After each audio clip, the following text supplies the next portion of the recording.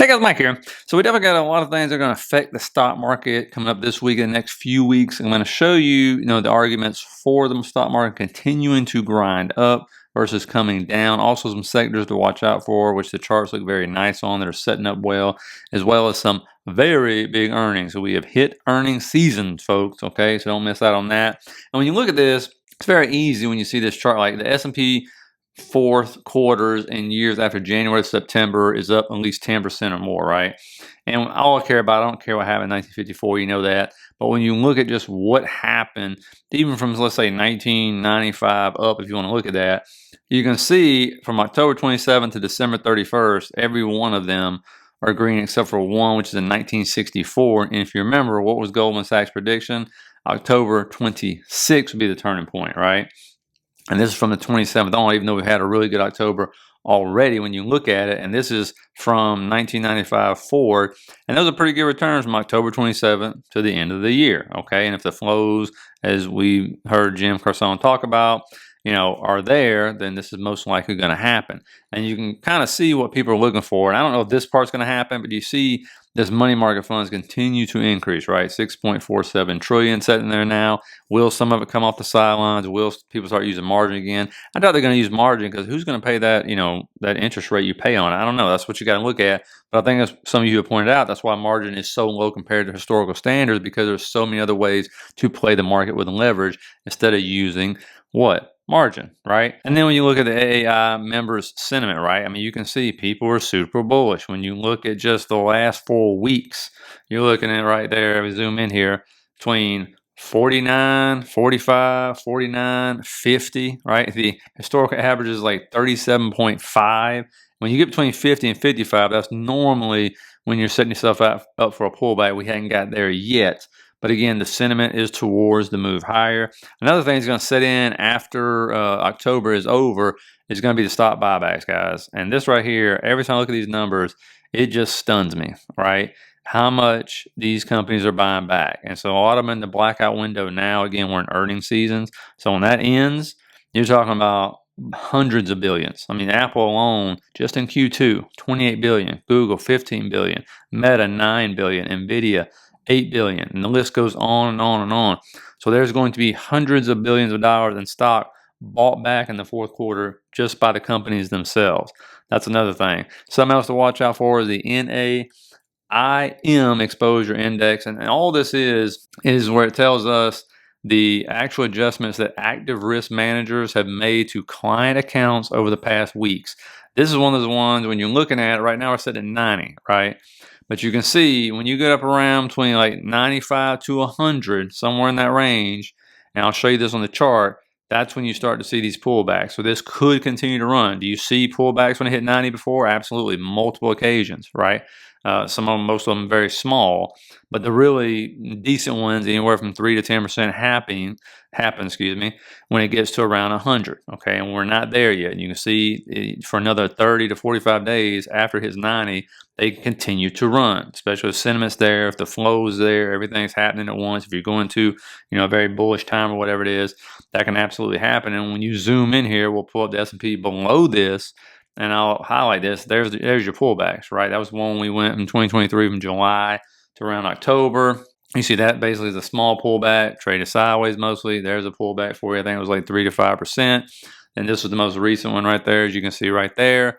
And so that's what you're really looking for, what I look for in this thing. So it still has room to run, right? So if they want to run it up, they can still run this thing up even more. Now, looking at another thing, watch the 10-year, right? We know the 10-year broke out. That's putting stress on bonds, TLT. Again, we got right here the 200 daily moving average, the 50 weekly moving average, and see if this ends up getting rejected right there and starts to finally pull back. And what that would do is it would sentiment that lower high, right? Because all we're doing is just setting basically a channel coming down here with lower highs and lower lows, and then come back down, and that would alleviate stress on bonds. Even the markets, so to speak. I mean, it's not like the market's correlated with this, but maybe in like small caps, things of that nature. Because what would happen is, what have you seen happen as the 10 years going up? You've seen mortgage rates go back up, right? Mortgage applications fall off a cliff, refinancing applications fall off a cliff. And so this affects those rates. And so if it starts to drop again, all of a sudden you'll have more easing in certain sectors and you'll see more bullishness come in those sectors. Now, looking at QQQ, because since that's the one that hasn't set an all-time high yet, and it's going to be really 485 key. If 45 to 46 holds, then we're in good shape. You go to all-time highs. Again, if not, and 45 breaks, then all of a sudden you put that gap in place, you put the trend line in play, and then if that breaks, you can go down even farther. But there's your all-time high, and it's not even that far. It's like 1.8%. I mean, can you imagine them dropping us before we get there? That would definitely be quite a rug pull, let me tell you. Now, the software stocks, I think I talked to you guys about this. I know I talked to the members about it. But like CRM, setting up here, watch out for this one. It's in a volume gap right now. So this one absolutely could head to 300 if it gets another push. Right now it's kind of consolidating sideways, hanging on that support right there. But the bulls are in charge. You see the RSI, the MACD. They look like they might have a small rollover here. It kind of looks that way when you look at it.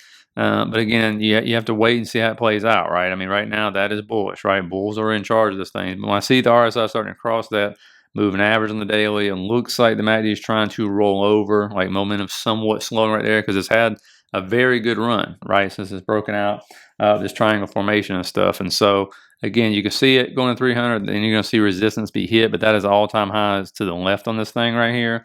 And so that's one to look at. Another one which we had talked about last week, right here, Snow, another software company.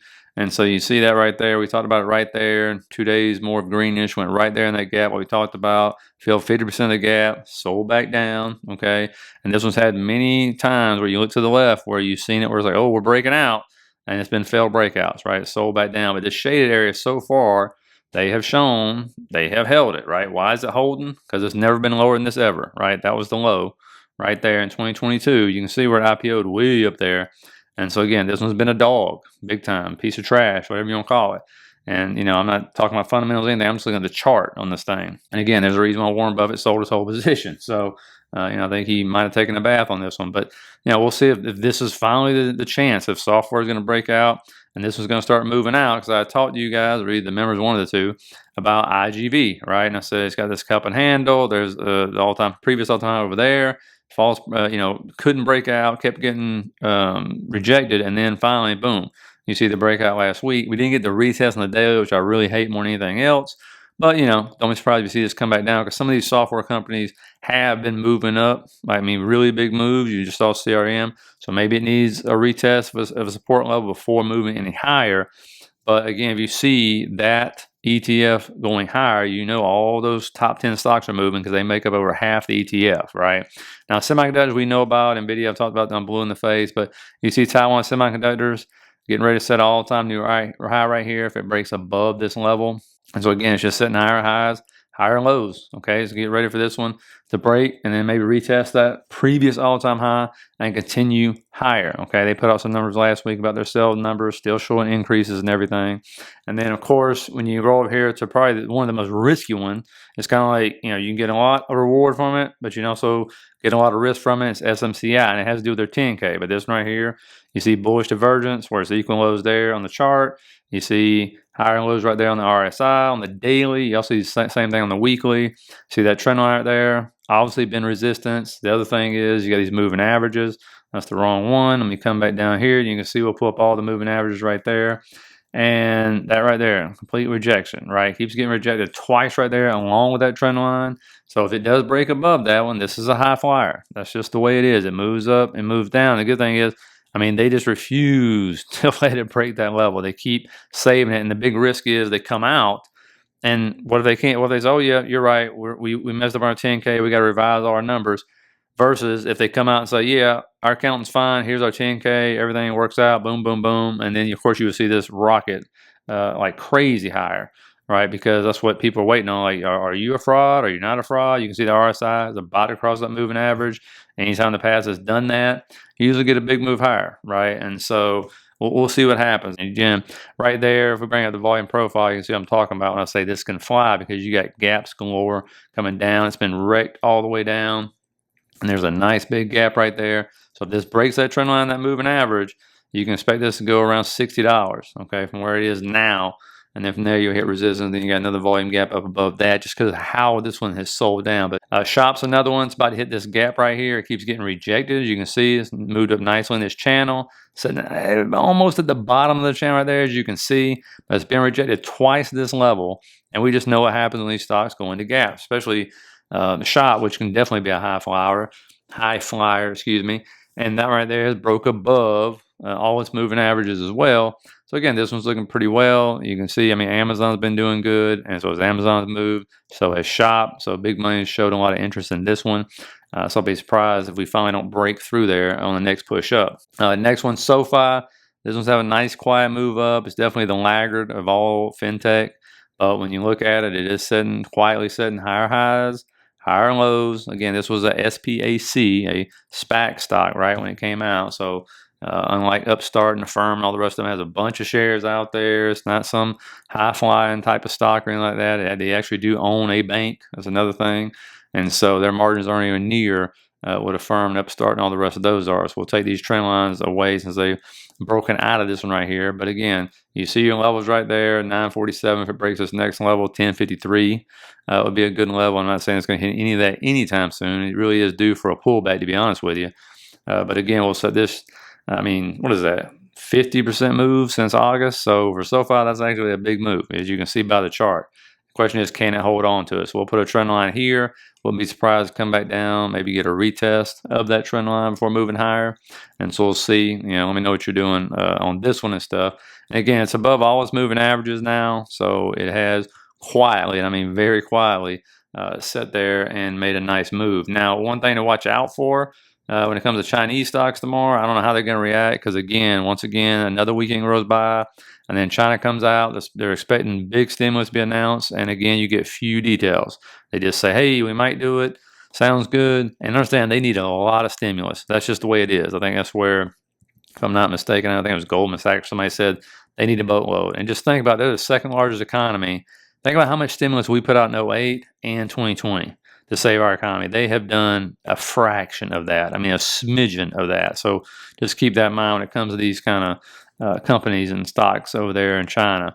Now, a lot of earnings coming out Monday. Don't worry about anything. The stock market is open. The bond market is closed. All right, but then you got more financials, right? You're going to have Citi, a couple other banks as well, regional banks. You'll have Johnson & Johnson reporting. United Airlines is going to report as well. See anything else on that one? Nothing. On Wednesday, you're going to have ASML. Is going to be another one. You can look at that chart. Morgan Stanley, Bancorp, a whole bunch of regional banks are going to be reporting right there, as you can see. Alcoa might be an interesting one. PPG might be an interesting one. CSX. Then you'll have Taiwan Semiconductors. We just talked about that chart right there. Netflix, which just seems to keep setting all-time new highs. And then you'll have American Express on Friday and P&G as well. And then when it comes to news, the good thing is, economic data-wise, very light. You can see Monday's a bank holiday. Tuesday, nothing major to worry about. Empire State Manufacturing Index. Wednesday, nothing. And Thursday, you have core retail sales month over month, retail sales month over month, unemployment claims, Philly Fed Manufacturing Index. And see anything else? Nothing really to worry about. And then Friday, I mean, building permits and housing starts, right? And so really nothing major to worry about. Just a whole boatload of earnings. So that'll create a lot of volatility in these stocks. And so again, we're open tomorrow. Bond market's closed. Not a lot of news. So it'll be interesting to see how the day moves and everything. So let me know how you're going to be playing it. Please hit the like, subscribe button on your way out. Feel free to sign up for the membership right there. You can see everything you get for less than a McDonald's combo. And I will see you guys tomorrow for the wrap up.